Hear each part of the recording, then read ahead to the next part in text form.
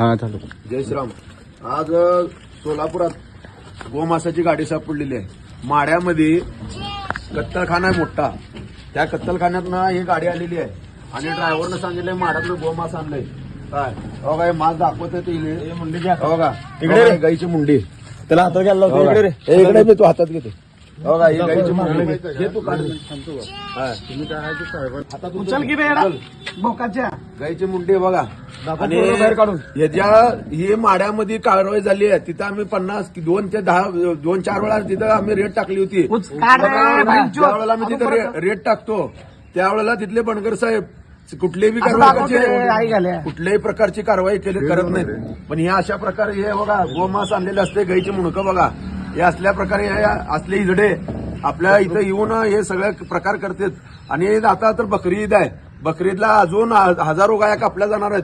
त्यासाठी हिंदूंना सर्वांना मी सांगू इच्छितो की तुम्ही सावध राहा.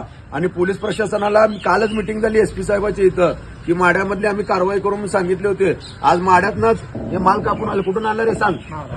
माड्यातनं कुणाकडनं आणला. कुठल्या ठिकाणी आणला ठिकाण सांग. स्टँडच्या पाठीमागणं आणलंय काय माल इथनं कापून.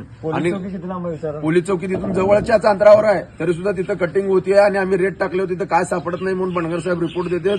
आणि तिथल्या पीआयचा आम्ही जाहीर निषेध करतो की त्याने त्याच्या संगमताने ही कत्तल होती आहे तर तात्काळ मी त्यांना निलंबित केलं जावं अशी मी मागणी करतो. जय श्रीराम.